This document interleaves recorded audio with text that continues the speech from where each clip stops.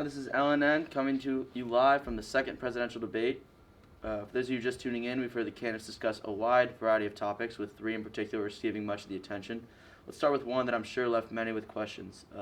Max, describe what you heard around the UBI debate. And I'm sorry, before you begin, could you please raise your mask up? Thank you. Yeah, thanks, Eric. Sorry about that. So obviously UBI has been a really contentious topic since its introduction 15 years ago.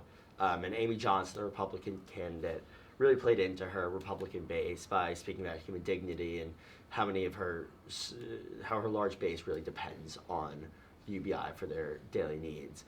But Donald Bloomberg, the Democrat, kind of pushed back.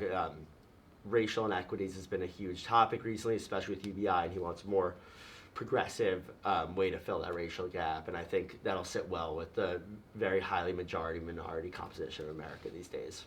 Thanks for that analysis, Max, and I'm sure that will remain a big issue in this election as it affects so many.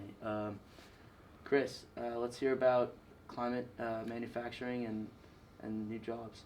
Yeah, I think the main issue in my mind is that we have yet to see a sufficient rise in human capital post the advent of automation in order to rise working class workers back to the status that they enjoyed 30, 40 years ago.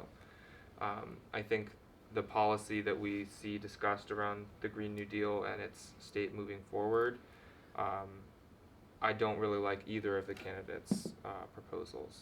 We see from Donald Johnson that he doesn't even really recognize the failings of the current system, and the failings that I see him not recognizing are the fact that most of the jobs created in entirely new industries by the Green New Deal have gone to highly educated, high-paid workers and haven't actually fulfilled that void of working class individuals.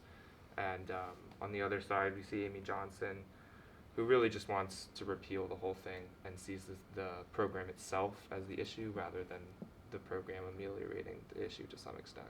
Thanks, Chris. And it's no surprise that advocacy for workers is going to play a huge role in this election. Let's finish. Jose, can you talk to us a little bit about the future of remote work? Yeah, well, all that we heard from the candidates today, I think, is really political. We heard Donald Bloomberg trying to supporting the closing of the pay gap between remote workers and their in-person counterparts. And I think this is really a play to get votes in places like Idaho that could flip.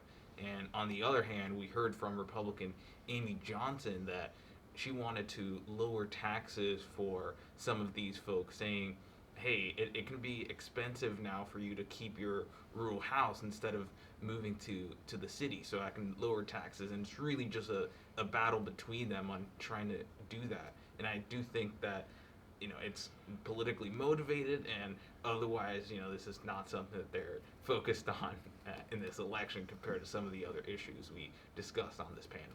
Right, and thank you all three of you for your analysis, and I'm sure we'll be hearing a lot more about these issues in the coming weeks. Now back to our usual program, Cupcake Wars.